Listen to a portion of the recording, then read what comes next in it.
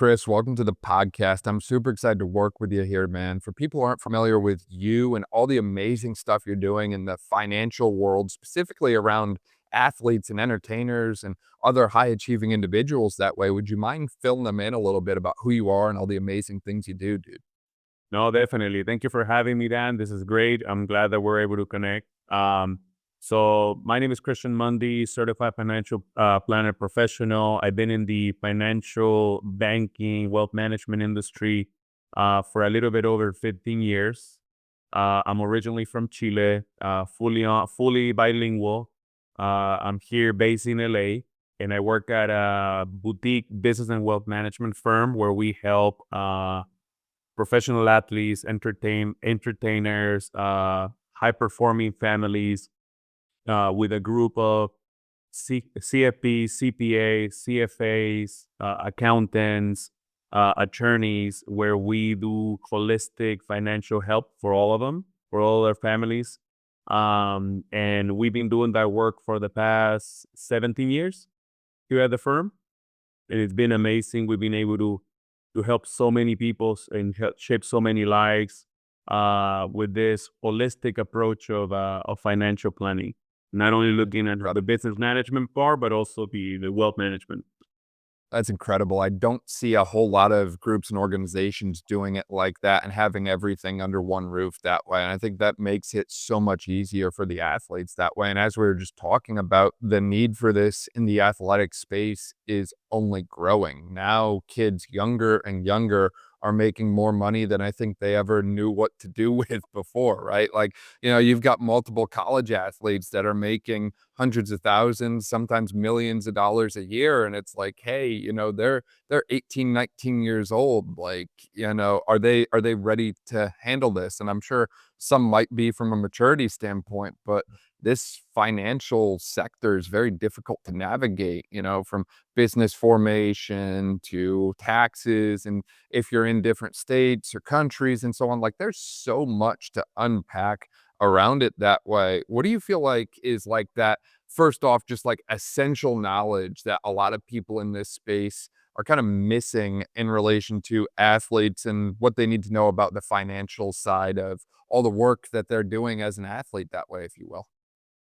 Yeah, I think that you have to look at it in two different ways, right? I think like the financial literacy component and understanding financial planning, at the end of the day, it's a tool that they're gonna be able to utilize for life, right? On average, any athlete, let's say best case scenario, they play 10, 15 years, right? And they're able to create a substantial net worth.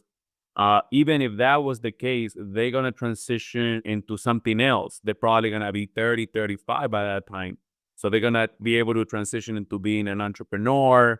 Maybe they want to go work somewhere, let's say, in entertainment, broadcasting, or, they want to be able to have flexibility and enjoy the fruits of their labor, right? The second component is they don't know what they don't know, right? I mean, I can give you my example, like me as an immigrant kid, my family, they didn't really know something else other than working hard and saving. They didn't really understand the bigger scheme of things. So, we have to invest, we have to do tax preparation. We got to make sure that we have proper trust estate planning to protect ourselves. Um, so what you see now, to your point, we're starting to see that we're coming in a lot of these kids' lives earlier and earlier because they need us to set a strong foundation, right? The sooner we can get in and establish a strong foundation, not only from how we can protect them by providing them the information, but also by educating them early, we see how that can propel them by the time that they get drafted. They're in a totally different spectrum, right? Um, on the opposite end, we've seen when we come later, and now instead of being proactive on the things that we do financially, we have to be reactive because there's a lot of things that we need to solve, right? So essentially, what we want to get to a point where every family and every athlete, we're treating them with a proactive approach. We already know what's going to happen next quarter, next year, in 2 years, 3 years, 5 years. So we're planning accordingly. And especially if I will say for athletes, is very indicative of understanding financial planning because just like when you're a professional athlete, you're going to be putting in a lot of work, a lot of reps, right? But you may not see the fruits of your labor right away. It may take some time, right? So I think if as an athlete, you have that same mindset as an athlete to your finances, you're going to be successful because you're not looking for instant gratification. The more you can have that delayed gratification, it's typically how things go the best. Absolutely, and building off of that, I mean, most athletes are hyper specific in the coaches they hire for different things relating to their sport now, right? Like, you look at baseball, for example, and it's like, there's not just one head coach for everything. You have a coach for the pitchers, a coach for the batters. You have coaches that only do, the base running. Like, they're becoming more and more hyper specialized in what they coach on, and yet for some reason people seem to think when it comes to their finances, they don't need that. When on the flip side, it's like, if anything else, like, get it for your finances because to the point you made, unfortunately, everyone hangs up their cleats at some point. There's not been any athlete that I've seen that just plays for their entire life into their 80s at the level that they want to play, right? Like, it just doesn't happen. So if you're going to take your sport as seriously as you are, which you should also take your finances seriously as well because, like, God forbid something terrible happens and things don't pan out like you want them to, at least you can know that you have your kind of estate in order, if you will. You've planned for the worst case scenario, and if that never happens and everything goes according to plan, hey, at least now your money is actually working for you instead of you constantly working for your money. And I think that's something that in general, I don't see athletes fully grasping or understanding because there's such a hard work culture ingrained to them, which is great. I think it's an incredible thing that sports teach that is missing from some people's lives is this concept of just grinding over and over and over again. And you even mentioned delayed gratification, but when it comes to your money, like to a certain extent, yes, you have to grind for your money, but to the other side of things, your money can actually work for you and earn you more money when you're not doing anything if you manage it appropriately.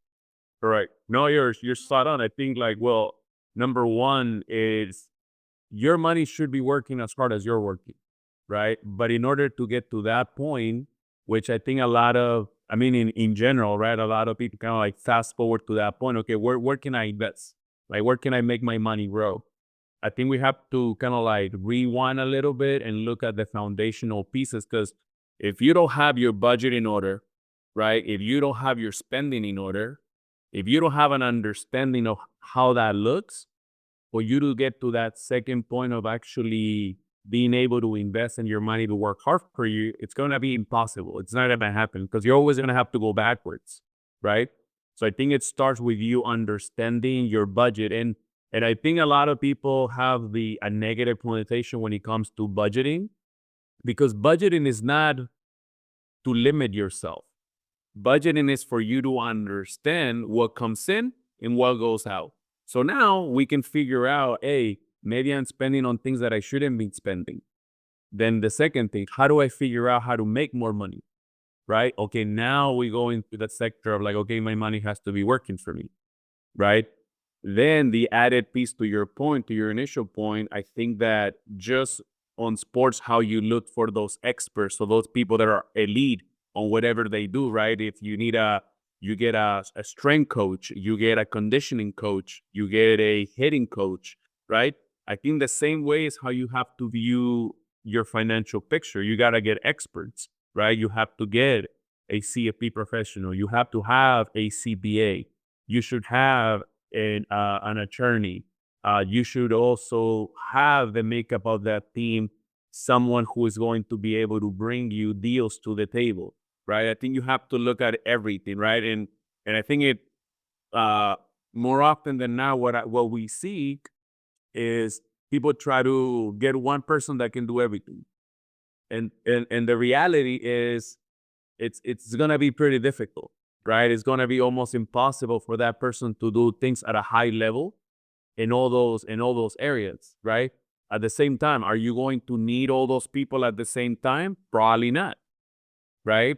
But for sure, you're gonna need it at some point, right? So you also have to have that mindset of like, okay, where am I? right? And those people can provide you some sort of guidance. Right, 100% agreed. To your point about the generalist versus the specialist, it's like, when athletes that I've worked with get injured and they ask for surgeon recommendations, right? Take the knee, for example. "Oh, I tore my ACL." Usually my recommendation is someone who does a lot of ACL surgeries. "Oh, this one does 150 ACL surgeries a year." You're probably gonna wanna go to him over the one down the road that does 5 a year, right? Like, you seek out the person who's highly specialized in the problem that you need to solve. And I think the same needs to be true from a financial standpoint. It's like seek out someone that's so highly specialized in what you're after that you get everything you need and you get things that you didn't even know you need out of it. And just to give a bit of a personal example, right? Like my brother is in the space a little bit that way, did business and accounting and all that in college, studied it up. And he does all the tax stuff for my business and gives me some recommendations that, I should follow sometimes more than I actually do. But one of the things I took him up on was, I rechanged the way I spend from a business standpoint because I think people understand that sometimes you need to spend money and put money out in order to get money in.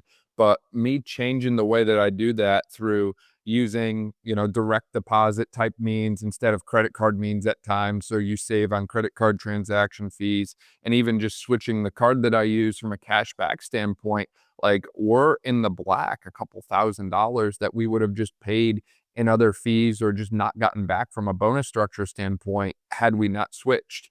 And it's like, Right. man, it's nice to have those extra few $1,000s. And, if you're someone where that's multiplied out and instead of talking thousands, you're talking billions, like that makes a drastic difference very, very quick. And it only compounds over time as well. So I think that understanding just the value in some of those small switches, I don't think people understand it until they hear specific examples. Like they think, oh, it might save me here, it might save me there. But it's like, no, like this is like immediate turnaround. Like, I've noticed a difference in a matter of months. Like it doesn't take long for some of these little tweaks. And obviously, it's even better when you factor in the investment side, like you talked about as well, because now you've got the long term game on top of that.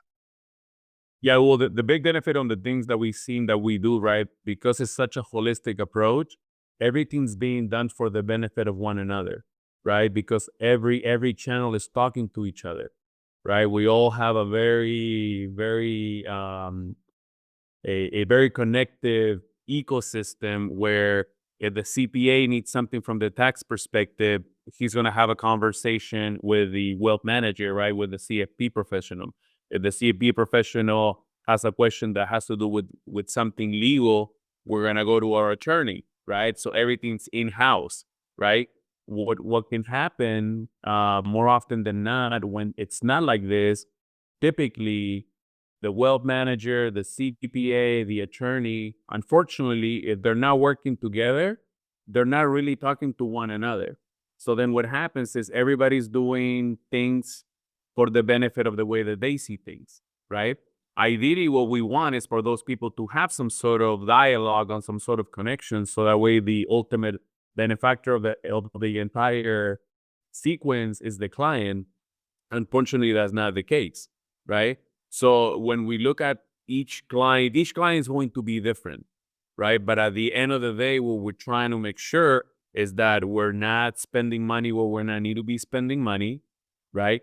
That there's a compound interest not only on their investment, but also on the knowledge that they're grasping as time goes by, right? I mean, we're huge on educating our clients and making sure that they understand exactly what's going on, right? I've joked in the past with some clients where I tell them, hey, at some point, I want you to feel like you know as much as me.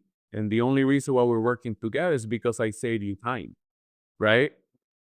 That's bottom line because all the things that we do, clients hypothetically can do them themselves, but it's going to take a lot of time. It's going to take a lot of expertise.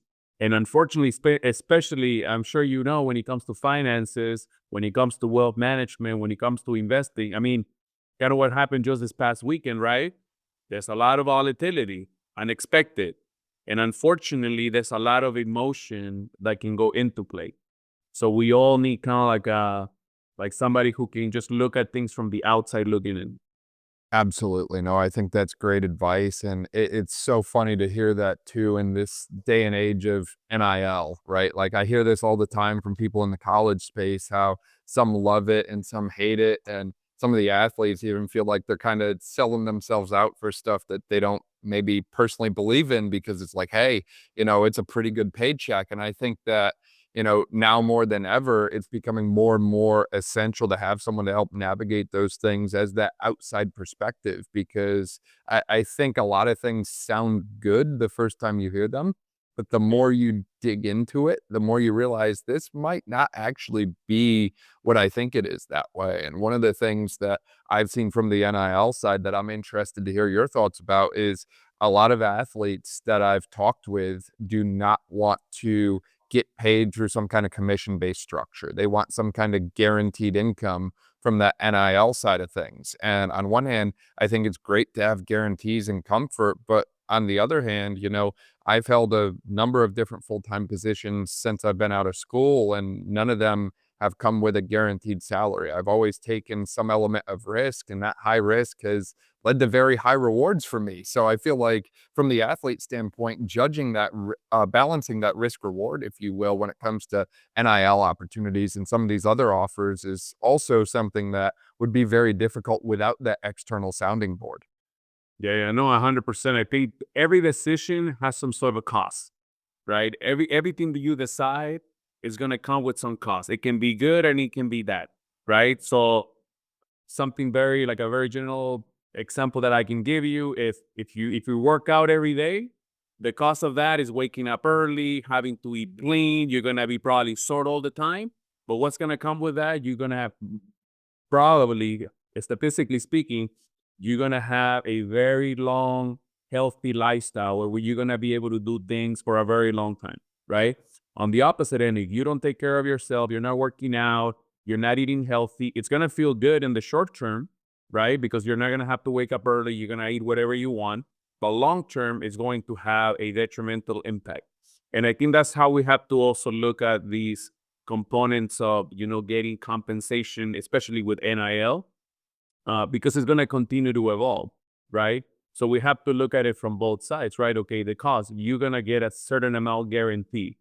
I think the school is looking at it. Okay, what gives us some sort of guarantee that that athlete is actually going to work hard, is going to continue to develop, and is going to get to the point where we're going to get our money's worth. Then also I see it on the athlete side. It's like, hey, I can get injured, something can happen, I need some sort of guarantee, right? So it can go both ways, right? I think it's not a bad thing to kind of like contemplate kind of like a mixture depending on the athlete, right? But we're in a very unique point in time where this thing is going to continue to evolve, is going to continue to change. But I'm glad that all these young men and women are getting compensated for their craft early on. Absolutely, and just the diverse array of incomes that are existing now. You obviously brought up the business management side of things, and I mean, just here in the Triangle area of North Carolina, it was in the news earlier this year about how one of the athletes from UNC owns the Ben& and Jerry franchise in Chapel Hill. And, when I was booking my Airbnb to go skiing this year out in the Colorado area, one of the guys I reached out to from booking an Airbnb is literally a football player for a D1 school in Colorado, and he owns rental properties and does an Airbnb, and it's like, this didn't exist 5 to 10 years ago, or if it did, I was totally blind to it that way. What kinda business opportunities outside of the personal brand and NIL side of things do you tend to see athletes gravitating towards, and do you see maybe better returns from a certain one over others, or anything that you see athletes gravitating towards that maybe just isn't worth the hype, if you will, from a return on investment standpoint? I think, like I said, every athlete is different, and it all depends on how much compensation they're receiving. Number one, I think number two, is this going to be kind of like their ceiling, right? Do they have some sort of transition plan where they are actually going to the pros, or is this all the money they're gonna be receiving for them playing, right? I think the key thing when you look at that, it's you have to look at some sort of diversification. You cannot put all of your eggs in one basket and wait for just one thing to happen. I think every type of investment can have some sort of benefit and some sort of reward, right? But at the same time, everything also comes with a cost, right?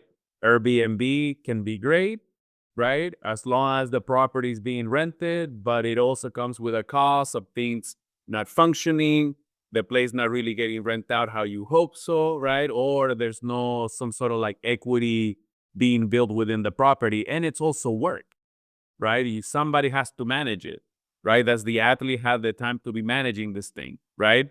When you look at, let's say, what can be very sexy, right? It's your buddy tells you about the last crypto coin, right? And we're gonna try to go all in. Well, you also have to be mindful if that's going to be the strategy. Are you willing to lose it all?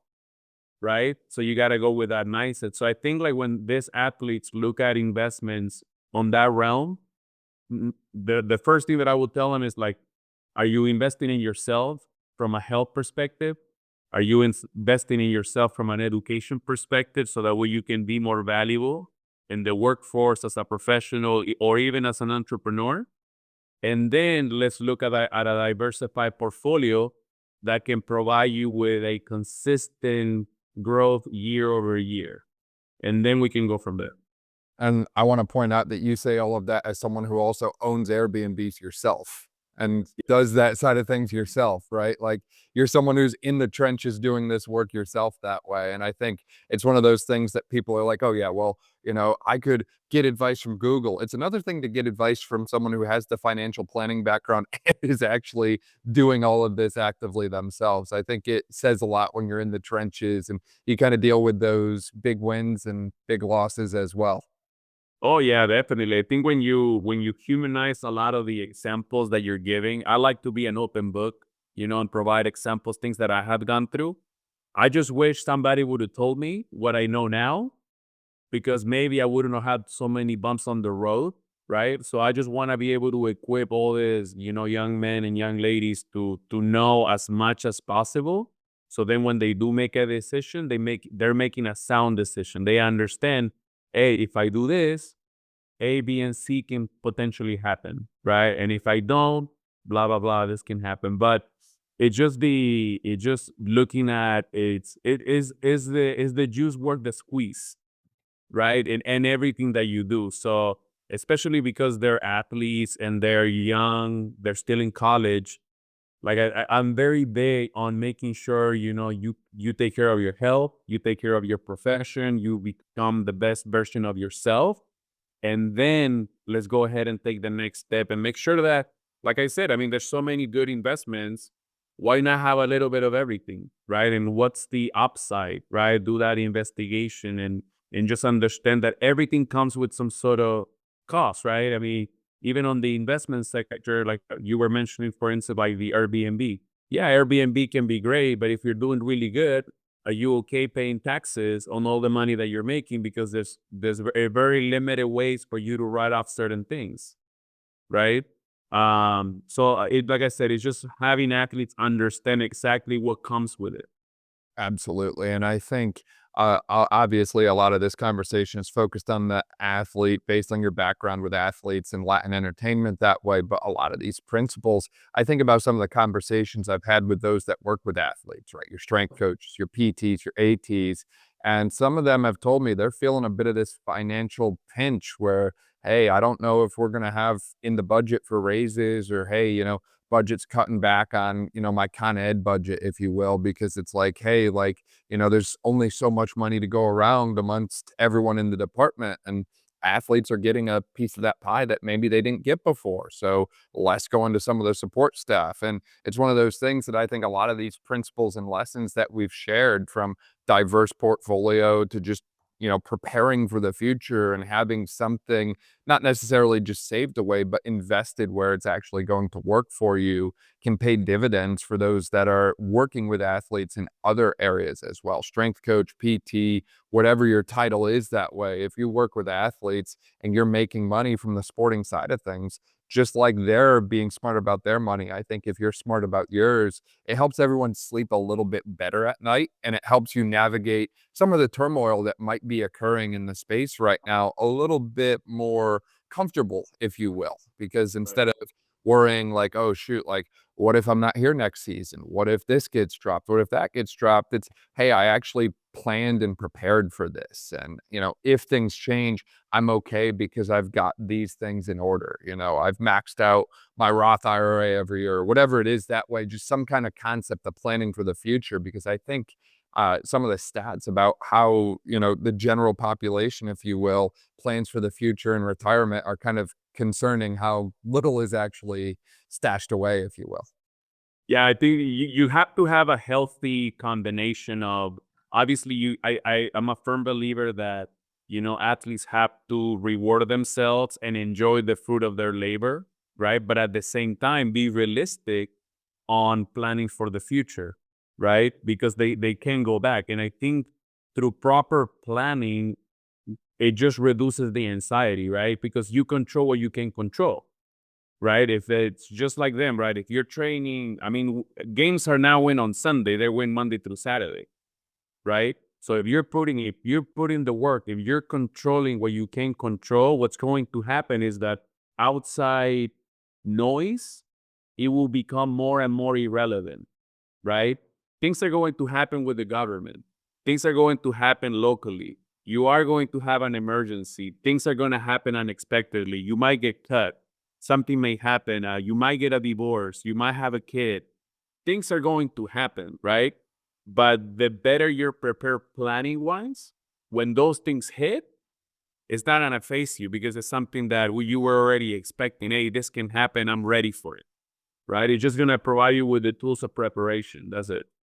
Absolutely. I could not agree more, Chris. I realize we could probably talk about this all day long. And in reality, we're just scratching the surface on all the wide array of topics you can go from a financial standpoint in sport that way.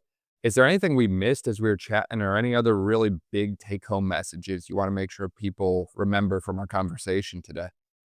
I think the most important thing that I would share is that, you know, regardless if you make it or not as a professional athlete, I think that understanding the financial spectrum and financial planning, you got to understand that it's a tool, and you can use this tool for life, right? Even if you're a pro athlete, great.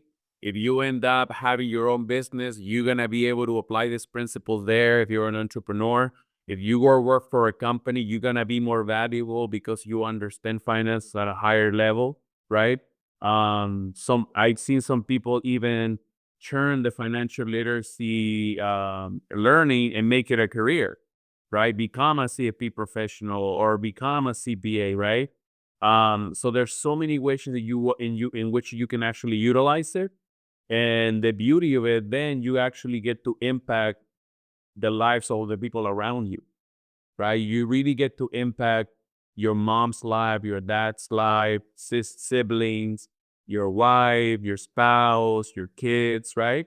And one thing, as continue to climb in wealth, one thing that we like to tell our clients all the time is like, do you want to be able to take care of your family for the next handful of years?